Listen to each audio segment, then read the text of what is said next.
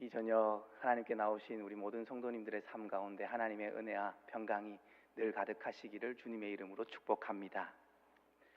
오늘 말씀 속 느헤미야는 이스라엘의 지도자로서 민족의 재건이라는 역사적인 소명, 그 소명을 깨닫고 조국으로 돌아와서 예루살렘 성벽을 쌓게 되죠.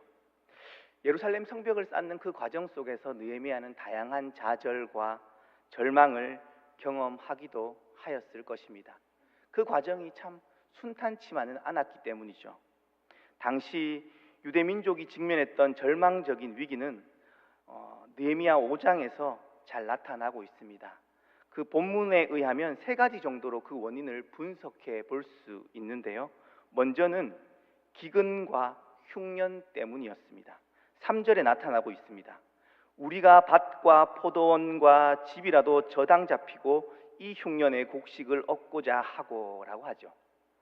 부동산을 담보로 먹을 것을 구하고 있는 상황을 성경은 우리에게 말해주고 있습니다.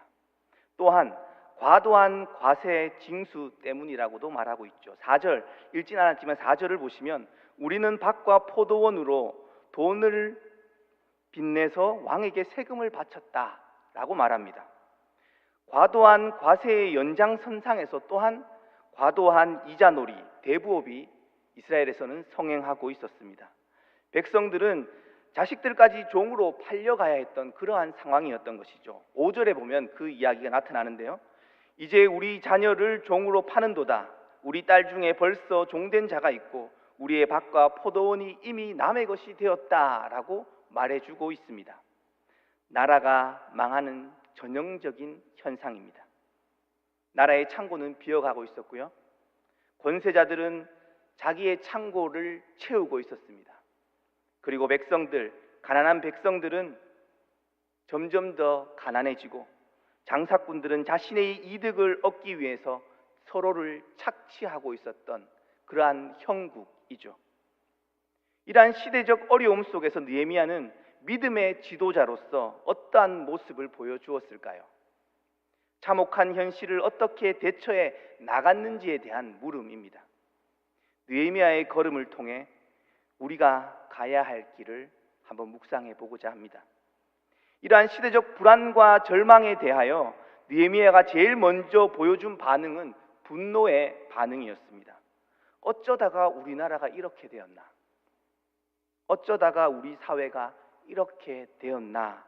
라는 반응이었죠. 그러한 분노였습니다.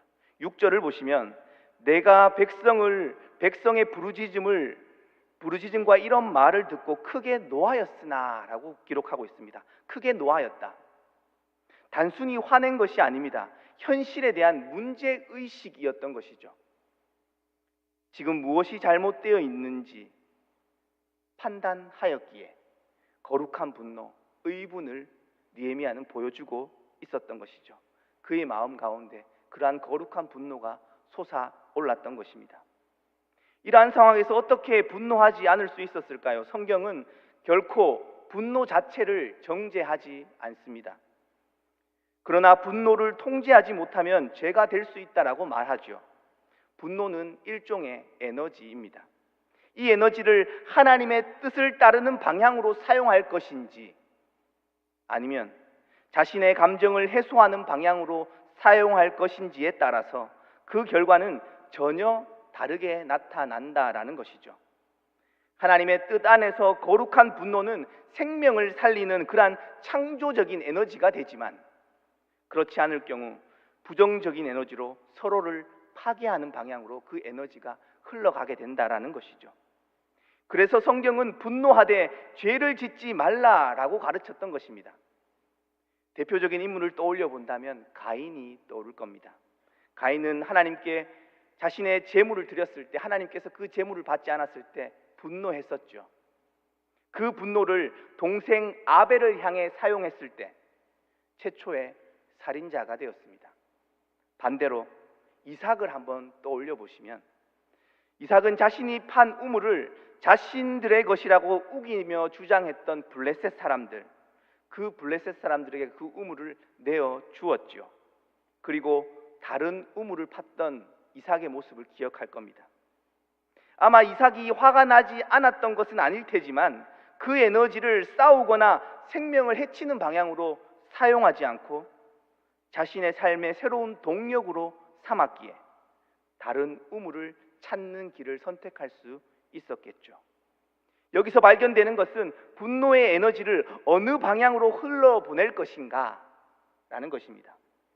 느헤미야는 분노할 수밖에 없는 상황에서 생각하기 시작했습니다. 그것은 피상적인 생각이 아니라 진지한 생각이었죠. 7절은 이렇게 시작합니다. 깊이 생각하고.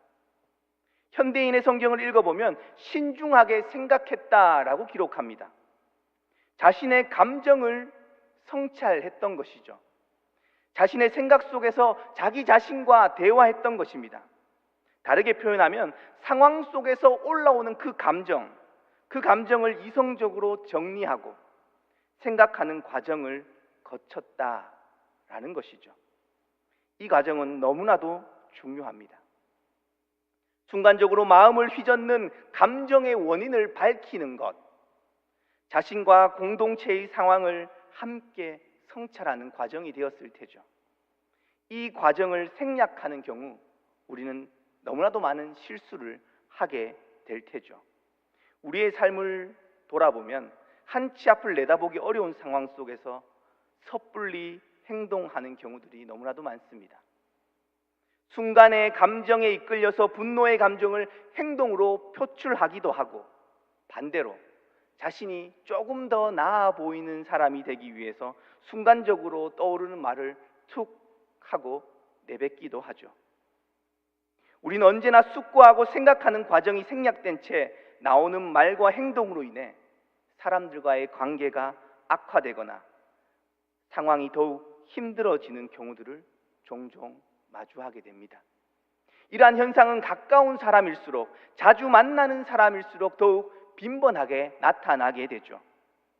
우리는 누구에게 가장 많이 화를 내고 분노하는지 곰곰이 생각해 본다면 그 대답은 가장 가까운 사람이라는 것을 쉽게 깨닫게 될 테죠. 그 이유는 가까운 사람일수록 자기 자신과 동일시하는 경향이 나타나기 때문입니다. 다르게 표현하면 생각하지 않고 습관적으로 행동하고 말하는 사이다라는 의미이죠. 그러다 보면 말로 서로에게 쉽게 상처를 주게 되겠죠. 우리는 생각하지 않고 성찰하지 않을 때 습관대로 살아가게 됩니다. 깊이 생각한다라는 것은 지금까지의 말과 행동을 멈춰서서 자신의 삶을 돌아본다라는 의미가 담긴 것이죠. 그리스도인으로서 생각한다라는 것은 어떤 의미일까요? 하나님의 말씀에 자신의 삶을 비추어 본다라는 것이겠죠. 이 과정을 통해 우리는 자신의 모습을 직시하게 될 것입니다. 무심코 했던 행동과 말들을 돌아보게 되는 것이죠. 깊고 조용한 사고 안에서 비로소 우리는 진정한 자기 자신을 다시 발견하게 될 것입니다. 그리고 나아가 하나님의 뜻, 하나님이 원하시는 방향을 그 과정 속에서 우리는 깨닫게 되겠죠. 느헤미야는 답답한 현실 앞에서 깊이 생각하는 과정을 거쳤다라고 말합니다. 자신과 자신의 민족을 깊이 들여다보며 하나님이 원하시는 것이 무엇인지에 대해서 성찰했다라는 것이죠. 혹 해결되지 않는 문제 앞에서 서 계신 분이 계시다면 하나님 앞에 엎드려 하나님의 뜻이 무엇인지 깊이 생각하는 것을 시작해 보시기를 바랍니다. 전통적인 신앙의 언어로 표현한다면 이것이 바로 기도입니다. 하나님과의 대화입니다. 섣불리 말하거나 행동하는 것이 아니라 깊이 생각하는 시간을 먼저 가지는 것이죠. 현재 우리나라가 직면해 있는 현실 앞에서 그리스도인들이 취해야 할 태도 역시 동일할 것입니다. 개개인마다 생각하고 판단하는 것이 분명히 다를 수 있지만 이럴 때일수록 자신의 감정보다는 하나님의 뜻이 무엇인지를 돌아보아야 합니다. 그리고 하나님께서 분명 선한 길로 인도할 것이라는 그 믿음과 신뢰 속에서 하나님께 나아가 기도해야겠죠. 우리의 삶에서 다가오는 다양한 문제와 고난을 바라보는 그 시각과 관점은 너무나도 다양합니다. 우리는 성경을 통해 발견할 수 있는 역설적인 사실은 모든 고난이 인과관계로 설명할 수 없다라는 것이죠. 인간의 논리로 완벽하게 그 고난과 문제를 설명할 수 없다라는 것입니다. 이것이 바로 인생의 모호성이죠. 즉 모든 고난이 죄 때문이다라는 말은 맞는 말이면서 동시에 틀린 말일 수 있습니다. 우리는 모두 죄인이기에 맞는 말이죠. 그렇기에 고난을 마주했을 때 자신을 돌아보는 것, 믿음을 가진 모든 이들에게 너무나도 중요한 태도일 것입니다. 그러나 타인의 고난을 바라보며 죄 때문이라고 말하는 것은 교만이겠죠. 타인의 고난을 마주하는 첫 번째 태도는 언제나 위로와 공감이어야 합니다. 그 후에 문제의 원인을 성찰해 보아야겠죠. 느헤미야는 민족의 고난을 직시하면서 가장 먼저 울며 기도했었습니다. 느헤미야 1장 4절을 보시면 내가 이 말을 듣고 앉아서 울고 수일 동안 슬퍼하며 하늘의 하나님 앞에서 금식하며 기도하여 라고 기록하고 있습니다. 느헤미야 1장은 그의 기도로부터 시작하고 있는 것이죠. 그리고 그 후에 성벽의 재건과 이스라엘 민족의 재건을 위해 문제의 근원을 깊이 성찰하고 있는 것이죠. 그리고 마침내 그 근원적인 원인이 공동체 안에 만연해 있었던 죄, 그 죄 때문이라는 결론에 도달하게 되었던 것이겠죠. 하나님 앞에서 울며 기도했던 그 과정이 생략된 채 개혁을 단행했던 느헤미야의 모습만 본다면 느헤미야를 제대로 이해했다고 볼 수가 없습니다. 그 기도의 과정이 있었기에 하나님은 느헤미야를 사용하셨던 것이겠죠. 하나님은 그렇게 느헤미야에게 공동체의 죄를 직면하도록 하셨고 개혁을 시작하게 하셨습니다. 이스라엘 백성들에게 나타난 죄의 현상은 앞서서 도입에서 말씀드렸듯이 백성들 사이에서 만연해 있었던 이자 놀이였습니다. 고의율의 이자로 말미암아 인간이 인간을 사고 파는 그런 노예화가 이스라엘 가운데 일어나고 있었던 것이죠. 옆을 돌아볼 줄을 모르고 자기 자신만을 위해 살아가는 이들, 그들의 모습들을 발견하게 되었던 것입니다. 그들이 그렇게 살아갈 수밖에 없었던 이유를 통해 우리는 더 깊은 원인을 깨닫게 되죠. 9절 말씀, 9절 하반절을 보시면 이렇게 기록합니다. 우리 하나님을 경외하는 가운데 행할 것이 아니냐. 현대인의 번역을 보면 이렇게 되어 있습니다. 하나님을 두려워하고 옳은 일을 해야만 합니다. 무슨 의미일까요? 그들이 하나님을 경외하지 않고 두려워하지 않고 있었다라는 이야기이죠. 그랬기에 이러한 현상들이 나타나고 있었다라는 것입니다. 만일 단순히 돈을 빌려주는 것이 죄라면 은행 자체가 비성경적인 기업 행위가 되겠죠. 그러나 성경은 돈을 빌려주는 것이 문제가 아니라 고이율의 이자를 부과해서 어려운 이웃들을 더욱 어렵게 만드는 것, 그것이 죄라고 말했던 것입니다. 느헤미야도 이 점을 죄라고 지적했던 것이죠. 신명기의 말씀을 보시면 이웃의 저당물을 해가 질 때 그에게 돌려주라라는 그러한 말씀이 있습니다. 당시에 주로 담보로 맡겼던 물건이 어떤 물건이었을까요? 그 당시 주로 맡겼던 것은 겉옷이었습니다. 요즘은 겉옷이 여러 개가 있어서 돌려 입기도 하지만 그 당시에는 많지 않았습니다. 하나밖에 없었던 것이죠. 특히 겨울에 해가 지고 나면 엄청 추운데 그 겉옷까지 뺏기게 되면 어떻게 될까요? 얼어 죽는 경우가 허다했겠죠. 하나님은 언제나 곁에 있는 이들, 공동체의 아픔을 돌아보라고 늘 말씀하셨습니다. 그런데 8절 말씀에 보면 너희는 너희 형제를 팔고자 하느냐, 더구나 우리의 손에 팔리게 하겠느냐 라고 말합니다. 돈을 위해 형제를 사고 파는 현실을 고발하고 있었던 것이죠. 돈을 생명보다 소중히 여기는 시대였음을 단편적으로 드러내어주는 기록입니다. 사람보다 돈을 소중히 여겼던 시대였던 것이죠. 우리의 현실도 그리 다르지 않음을 매일 들려오는 뉴스를 통해 느끼게 됩니다. 자신을 위해 타인을 수단화하는 일들이 허다하죠. 우리는 죄를 죄라고 인정하고 고백하는 용기가 필요합니다. 이것은 그리스도인이 가져야 할 가장 중요한 용기일 것입니다. 하나님의 자녀라고 할지라도 우리는 언제나 죄의 유혹에 넘어질 수 있는 연약한 죄인입니다. 연약한 존재들이죠. 문제는 잘못을 잘못으로 인정하지 못하는 데 있다라는 것이죠. 잘못을 잘못으로 인정하는 용기가 필요합니다. 잘못을 인정하는 것이 그런데 참 생각보다 쉽지가 않습니다. 정말로 가벼운 일은 정말 쉽게 미안하다라고 말하지만 책임 있는 자리에서 쉽게 잘못을 인정하지 않고 오리발을 내미는 모습들을 우리는 쉽게 보게 되죠. 또한 강자에게는 쉽게 인정하지만 비슷하거나 약자를 만나게 되면 그렇지 않은 모습을 우리는 쉽게 보이게 됩니다. 10,000달란트 빚진 자가 100데나리온 빚진 자의 멱살을 잡았다라는 아이러니한 사실, 그 사실은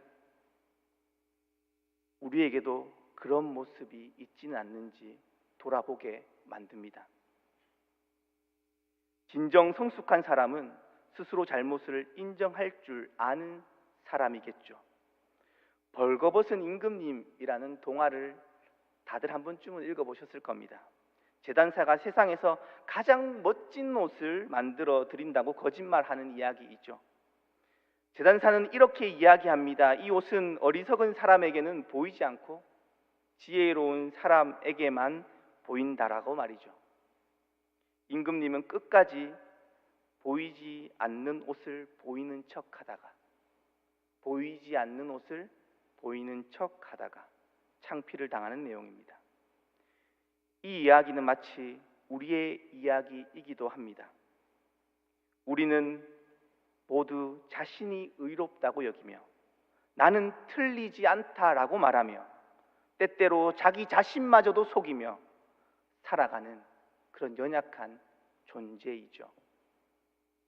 나는 틀리지 않았다라고 말하며 상대를 틀렸다라고 말하는 연약한 죄인입니다. 자신의 어리석음, 그 죄를 직면할 용기가 없는 모습이죠. 하나님께서 다윗을 하나님의 마음에 합한 사람이라고 말씀하셨던 이유를 다양한 방식으로 설명할 수 있을 겁니다. 그런데 저는 그 중에 하나가 그가 자신의 신하였던 나단 선지자가 잘못을 지적했을 때 그가 왕자에서 내려와 내가 범죄하였다라고 고백할 수 있었던 그 용기 때문에 하나님께서 다윗을 그렇게 불러주시지 않았을까라는 생각을 해보게 됩니다. 우리에게 다가오는 고난의 현실 속에서 깊은 자기 성찰이 필요합니다. 이때 주님이 우리의 죄를 깨닫게 해주신다면 우리는 죄와 직면하여 인정하며 그 죄를 고백할 수 있는 용기가 필요합니다. 이것이 회개의 첫걸음입니다. 죄인됨의 고백이죠. 그리고 한 걸음 더 나아가 진정한 회개는 단순히 죄의 인정에서 멈추지 않습니다. 회개에 합당한 열매를 맺게 되는 것이죠. 죄를 회개했다면 죄에서 떠나야 합니다.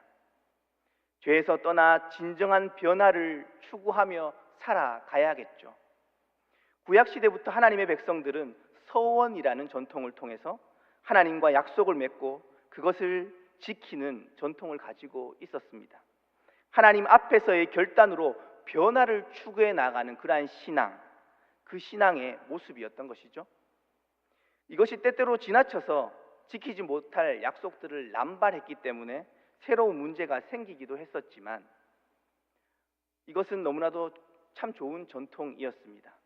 신약 성경에서 남발하는 그런 약속으로 인해서 헛된 맹세를 삼가하라고 경고하기도 했지만 그러나 이 말씀은 하나님 앞에서의 결단이나 그 소원 자체가 무의미하다라고 말했던 것은 분명 아닙니다.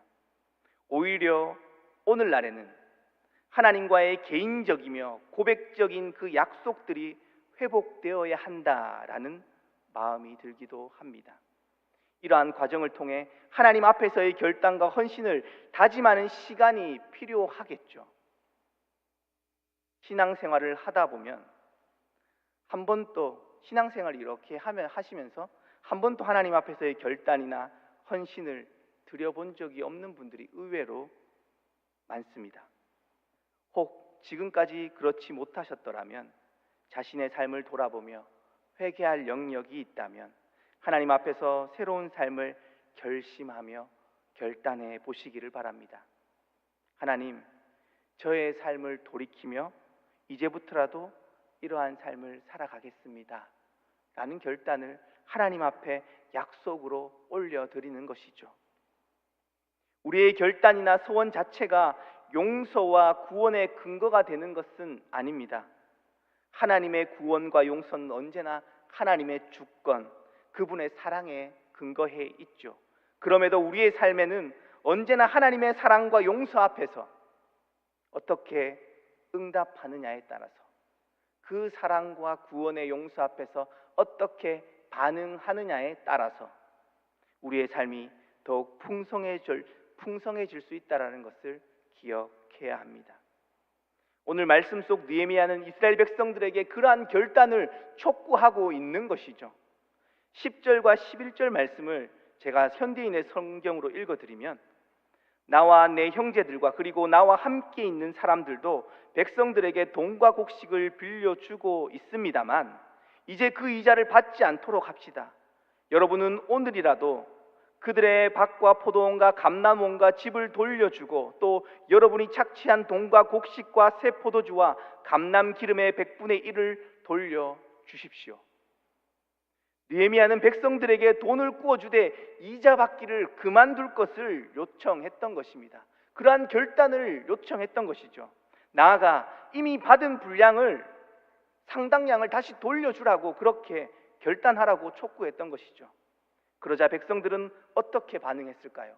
오늘 읽었던 13절 하반절의 말씀을 보시면 회중이 다 아멘하고 여호와를 찬송하고 백성들이 그 말한 대로 행하였느니라. 백성들이 아멘으로 대답하고 그대로 행했다고 말합니다. 하나님 앞에서의 결단이 이스라엘의 역사를 새롭게 써 나아갔던 것이죠.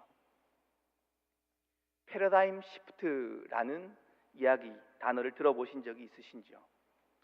과학 철학자 토마스 쿤이 쓴 과학혁명의 구조라는 책에서 나오는 표현인데요, 과학이 발전해 나아가는 방식과 그 구조를 설명하고 있습니다. 대표적인 예를 들자면 중세시대 때는 우주의 중심이 지구라고 생각했던 그러한 시대가 있었죠. 그러나 시간이 지나면서 지구가 중심이 아닐 수밖에 없다라는 사실이 하나씩 밝혀지자 태양을 중심으로 지구가 움직인다라는 사실을 받아들이게 됩니다. 완벽한 패러다임의 전환이죠. 이러한 것을 패러다임 시프트라고 그렇게 표현했습니다.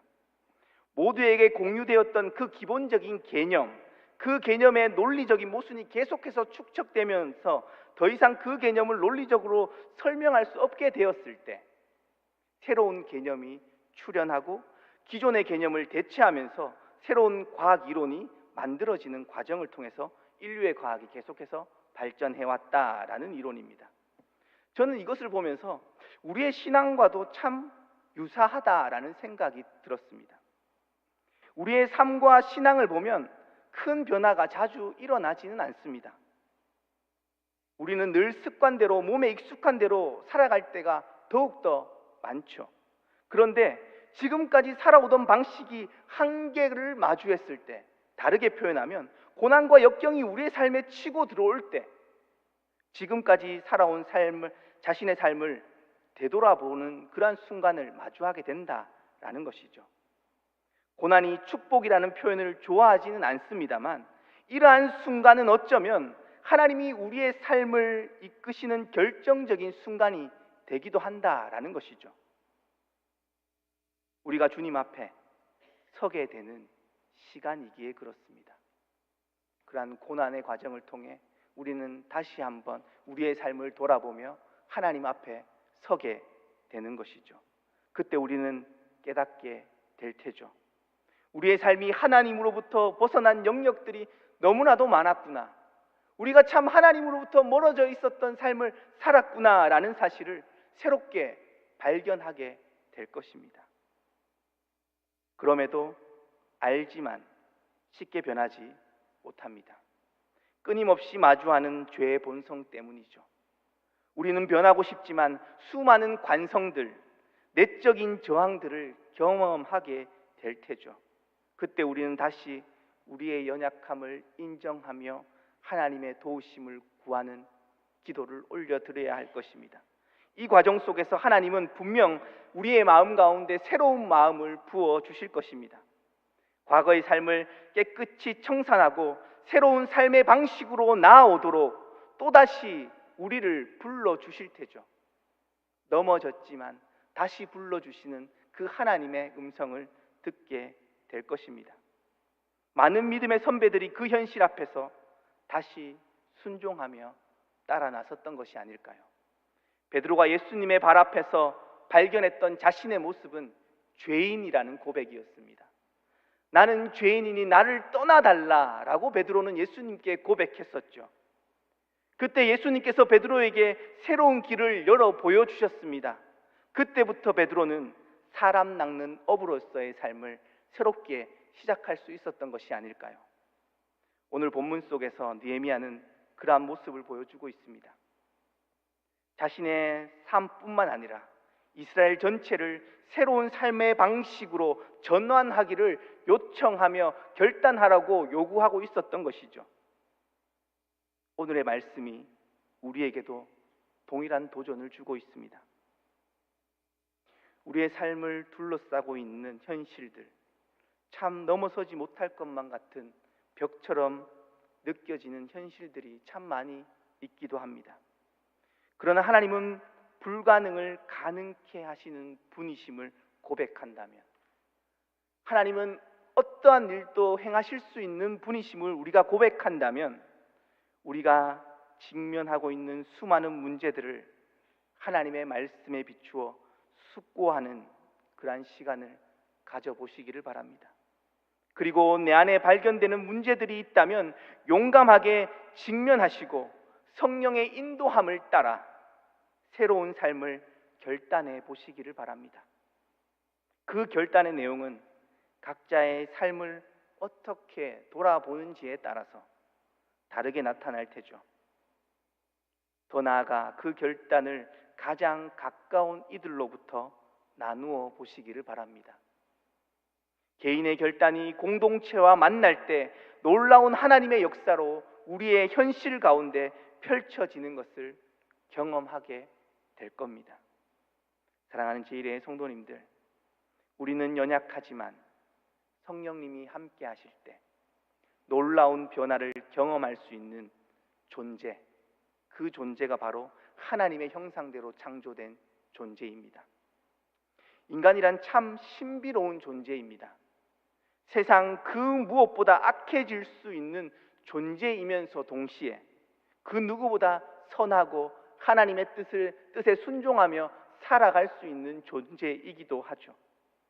하나님이 허락하신 자유의지 안에서 말씀에 응답할 수 있는 힘이 우리 안에 있다라는 것이죠. 성령님의 도움으로 인해 우리는 그 말씀에 응답할 수 있는 존재다라는 것입니다. 이스라엘 공동체가 하나님 앞에서 결단함으로 자신의 삶과 공동체를 변화시켜 나아갔듯이 우리 한 사람 한 사람이 하나님의 말씀에 사로잡혀 나로부터 변화되어가는 제1의 공동체를 통해 대구 지역과 이 나라와 이 민족이 회복될 수 있지 않을까요? 다른 누구로부터 시작되는 것이 아니라 나로부터 시작될 때 그 역사가 우리 가운데 임하게 되지 않을까요?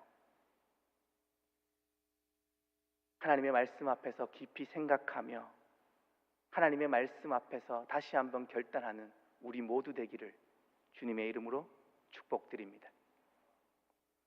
이 시간 함께 기도하겠습니다. 이 시간 기도할 때 각자의 삶을 깊이 돌아보실 수 있으시기를 바랍니다.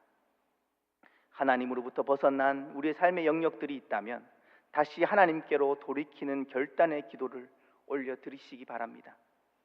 1월이 거의 마무리되어 갑니다. 새해의 결단들을 다시 한번 마음에 담아 기도하시고요. 이 나라와 이 민족을 위해서, 제1의 공동체와 한국교회를 위해서 다 같이 통성으로 함께 기도하며 나가겠습니다.